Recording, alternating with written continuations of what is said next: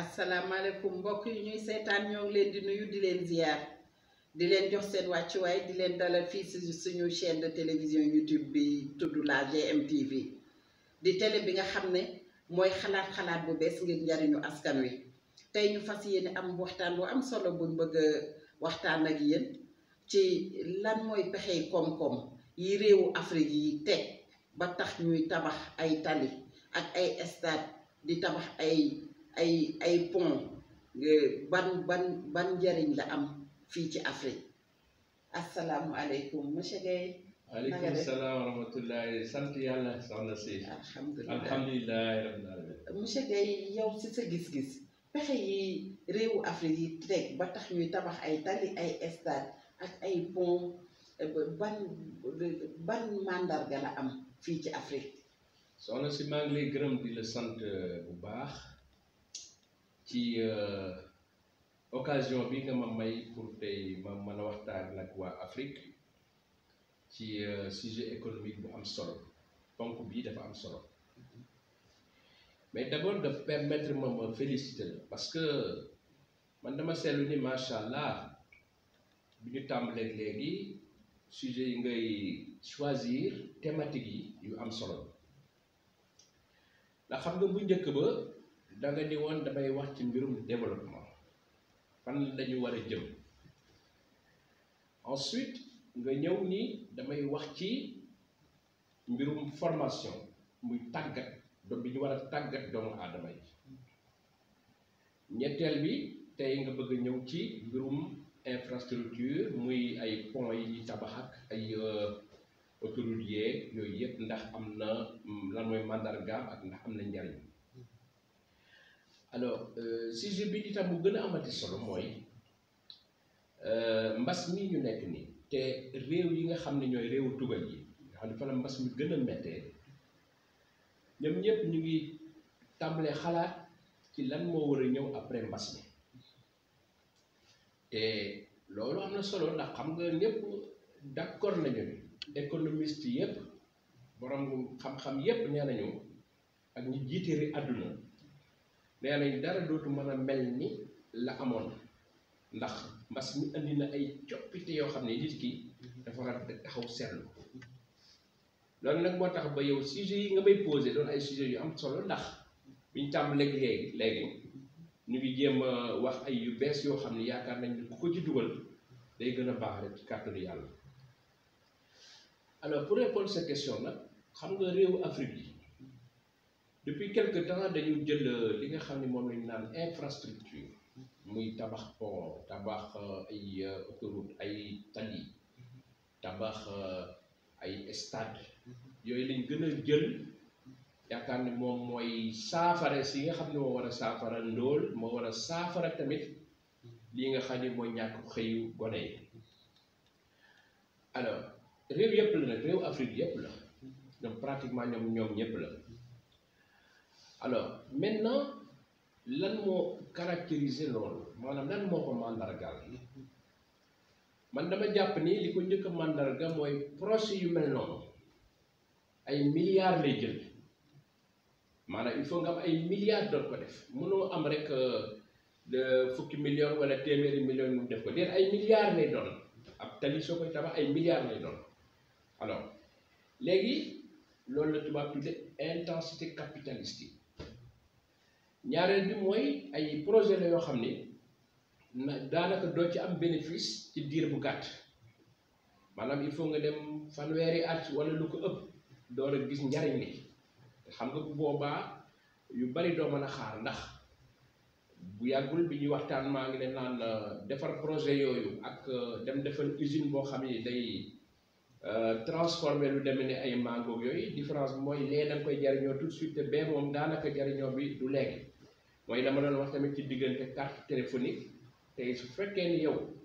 ba nga ko jënd fekk ni say doom amuñu li nga xam ni moom la ñu war a ndékkee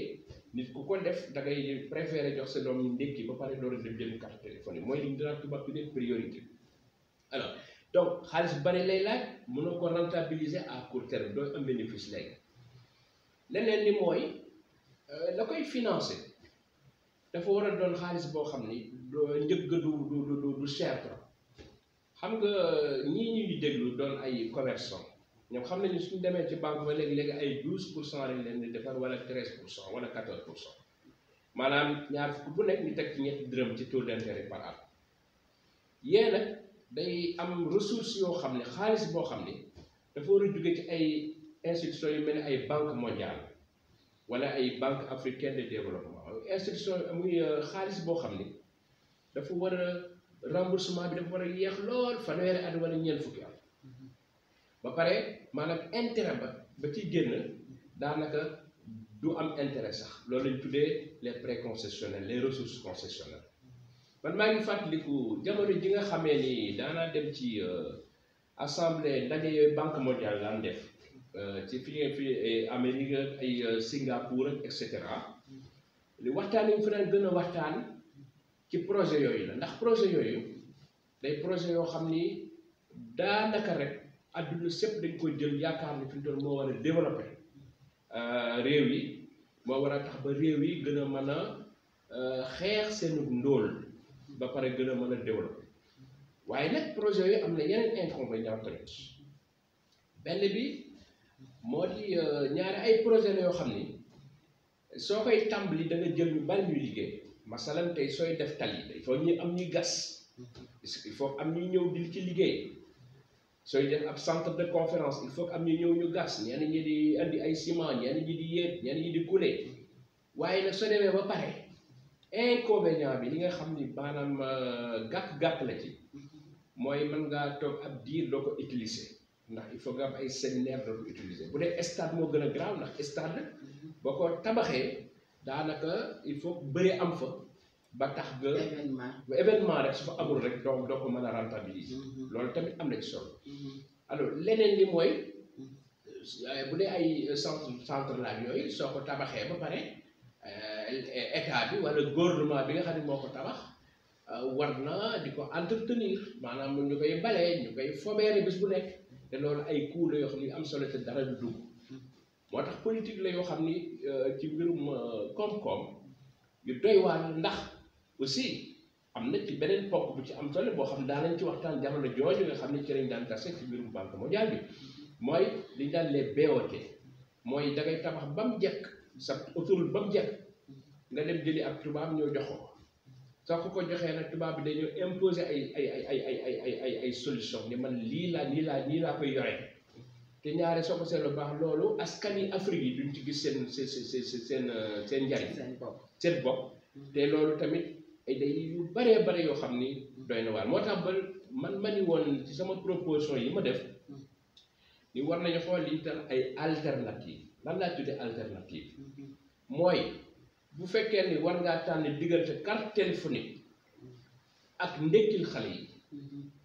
nga xool fa nga toll ndax xale yi am nañ ndekki bu fekkee ne am ñu ndekki nga ni kon ndekki loolu laa tànn mooy priorité li tubaab tuddi priorité il faut mu am ay priorité te yaakaar naa foofu réewu Afrique yi war nañ gën a travailler waat ay priorité ndax léegi-léegi xaalis bi du ñàkk waaye li ci am problème mooy fañ koy jëf nañ koy jariñoo moom mooy problème bi te fi ñu toll kenn daanaka rek mënut a am li la doy moo tax toujours da ngay def li ñu naan ay arbitrage ngir mën cee génn loolu daal mooy réponse bi nga xam ni bëggoon naa koo andi ci sa première question boobu ji nga xam ni mi ngi laal kon mandarga yi li ñu seetlu mooy banque yi comme banque bu mel ni BAD ak gouvernement réewu Afrique yi ñoom dañoo def seen priorité tabax ay tali tabax ay pont tabax ay stade exact lu tax ñu bëgg koo def priorité te du priorité très bien alors loolu question bu am solo la man dama yaakaar ni li ci njëkk mooy dañ ko def li naan effet de mode rek mooy tey ñu ni woon tey génn nañ dañ ko xewal lu ñu xewal rek mi ngi ne tey lu ñu xewal rek la loo xam ne àdduna sépp te ñoo ko xewal léegi nag man soo gisee may waxtaan ci penser autrement xalaate neneen mooy dama xam ni économiste yooyu nga xam ni muy ñooñu def koom-koom di xalaatal àdduna ëppalewuñ ñu dara fañ jànge lañu jànge dañoo dem kay ba ñu dooleel leen rek la nga xam ne moom la ñuy proposé ñu koy jël waaye ñun tamit war nañoo toog gëm suñu bopp ni léegi nañ fañ jànge la ñu jàng kon nag ñoom suñuy wax dañuy teggi la ñuy wax bu fekkee ne war nañ koo teggi andi leneen li bon kay mooy teggi ci andi wala leneen donc loolu d'abord maanaam lu xew la xew-xew la alors xam nga waaye est-ce que monsieur Gaye yaakaaroo ne loolu njuumte suñ dirigeant Afrique yi la parce que ñoom économistes yi comme ni ñu koy waxee ñi nekk bitim réew ñoom seen xalaatu réew moom lañ ñu àndil te conditions yi du benn est-ce que suñu réewu Afrique yi suñu dajee woon jël suñuy économistes ñu xalaat bu méngoog réewu Afrique yi est-ce que dina am concurrence boobu. waaw li nga wax loolu am na solo mais loolu lépp day dellu soit ci gëm sa bopp xam nga bu yàgg ñu ngi wax ci Cheikh Amadou Bamba keroog sax yaa ma ci relancé ndax ginnaaw boo xamee ni bind naa ci def nañ ci émission yooyu yëpp gëm sa bopp dafa am ci dafa am solo ni man maay diw sangam tey rek dama ci war doon waxtaan ak benn ku nekk Niger koo xam ne borom xam-xam bu mag a mag la ndeysaan mu may wax ci mbirum ay Nelson Mandela mu may wax ci mbirum ay Gandhi ma nekkoon Inde Gandhi benn waaye tey ñu toog ba càgg mu ni ma mais yéen seen Cheikh Amadou Bamba du ngeen ko jaay àdduna mais yéen xool leen du ngeen ko jaay àdduna bi mu ko waxee nag man kooku gën a di ma ñaaxaat na ma effectivement parce que xam nga am na benn économiste ak homme politique bu nekkoon Togo bu naan Edem Kodjo moom soo ko waxee mu ni Cheikh Amadou Bamba mën na développer àdduna moom loolu la daan wax dégg nga léegi moom premier ministre la woon au Togo donc affaire bi lu xew la d'ailleurs soo seetloo bu baax am na lu ñu naan CNUSED benn mbootaayu Nations Unies bu génnoon ni téeméer boo jël ci croissance Afrique dégg nga loolu pratiquement 1% ci croissance boobu presque soo jëlee téeméer boo jël 25% dana ko mat muy ñeent soo ko xaajee wala juróom benn ba nee na danañ ko ñàkk ndax amuñu ay stade amuñu ay pont amuñu ay tali yu baax nee nañ loolu ñoom loolu la ñu wax loolu mooy lu njëkk li kon problème effet de mode la ak effet boo xam ne la ñoom ñooñu nga xam ne ñoo nekk ci institution yooyu ñooñu ne aw leen nii ndax ñun biñ jàngatee lii la ñu jox ñaareel bi mooy xam nga projet yooyu dañoo gën a yomb financement ndax ñoom ñëpp moom lañ gëm koo wax mu naan la waaye il faut ñu def tali il faut ñu def pont bi fële il faut ñu def stade bi fële et cetera waaye man dama jàpp ni foofu ba tey am financement yi li tax ñoom ñu def ko fa pour avoir été dans des banques de développement pendant 16 ans liggéey naa ko fa mais yaakaar ne quelque part caay mi ngi ci ndax réew ma ngay caay ko laal parce que soo jëlee lu tollook ay milliards def ko ci ay loo xam ne ay pola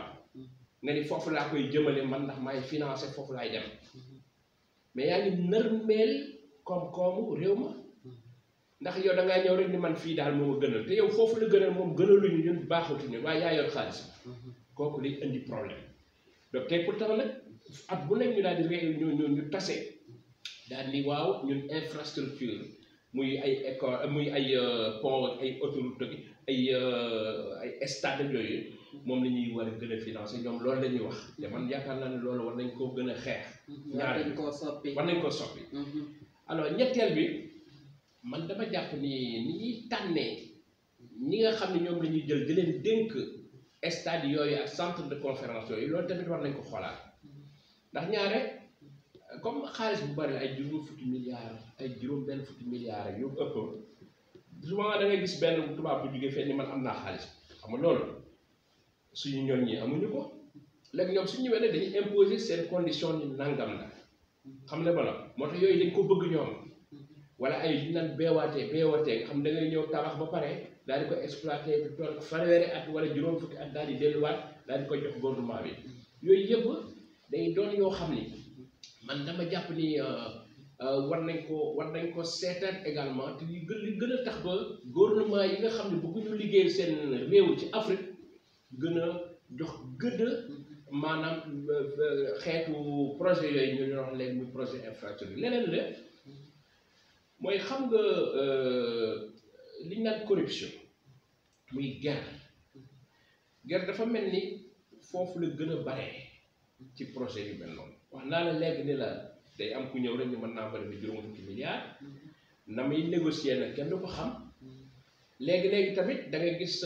koo xam ni day am li ñu naan entente direct mooy dañuy xaatim rek ni yow ginnaaw man nga rek nañ la ko jox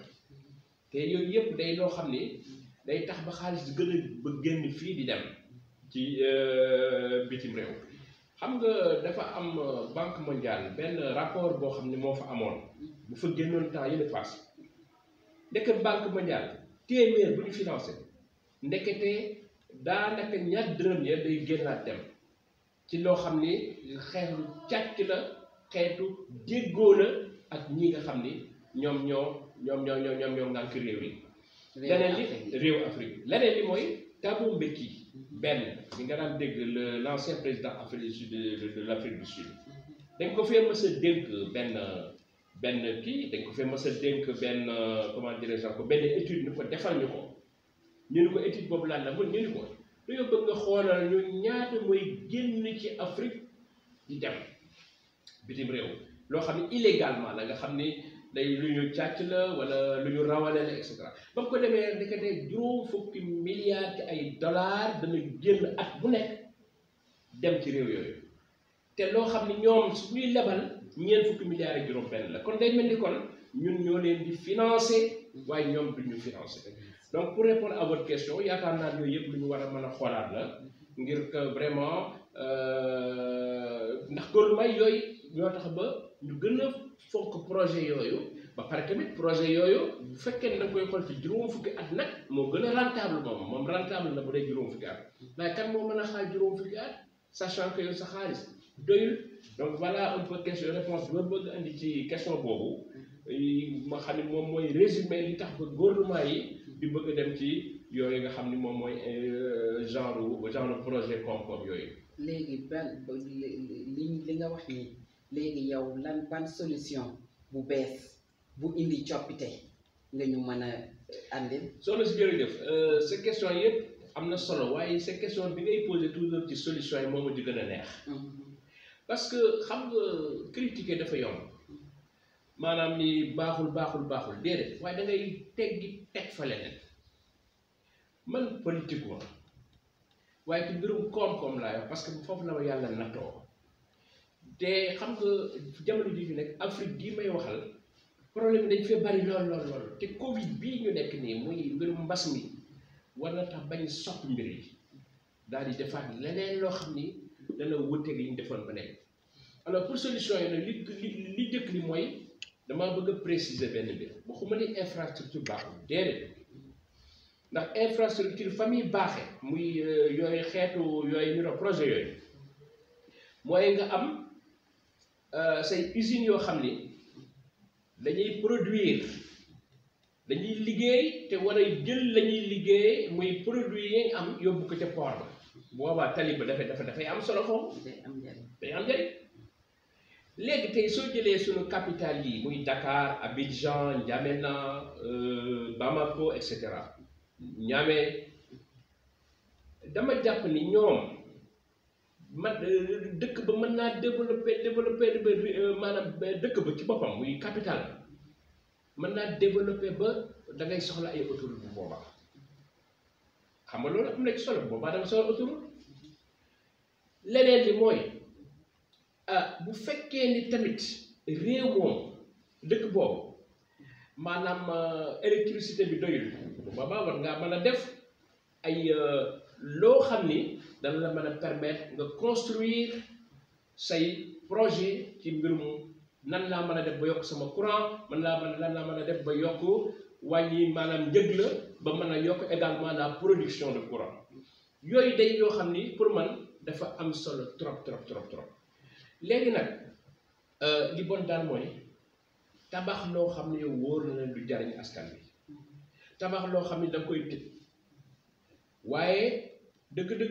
infrastructure mën naa baax lu dul mu jàppale koom-koomu réew mi moo tax ñu war ko settantal ko bu baax a baax bala ñu ko def waaye man soxna si dama jàpp ne réew yi war nañu encore gën a xool nan lañuy relancer la production locale soo déggee loolu mooy man daal dama mënta comprendre ba léegi xalaat naa ba xalaat nii waaw karo yi nga xam ni moom la ñuy utiliser soxla ko ci suñu chantier yi mais karo yi pourquoi duñu wut ay usines yu baree bari ci Afrique yi ñu koy defar wala ñu koy importer Italie ki Espagne yooyu waaw pourquoi ba léegi juróom benn fukki at après indépendance yi puus yi nga xam ne moom la suñu bébé yi di utiliser ñu koy def ñu koy jaay ba léegi pourquoi également soo seetlu bu baax ay cure-dent maanaam socc yi ay lu bare bari dañ koy jéggaani bu ñëw dégg naa réew mu mel ni Gabon sax ndawal sax dañ koy dem jëndi bitim réew di ko andi te réew moo xam dafa naat lool yooyu moo tax ma yaakaar ni kon war nañoo xoolaat suñu bopp ngir maanaam politique yi ñuy développé doon politique yu baax. jërëjëf monsieur Gaye sa tontu yi am na solo macha allah jërëjëf mbokk yi ñuy seetaan ñu ngi leen di wax ne émission bi ñu ngi toll ci jeexital bi di leen sant di leen gërëm di leen dox daje lu yàggul dara incha allah di leen jaajëfal fii ci la GMTV jërë ngeen jëf ba beneen yoon.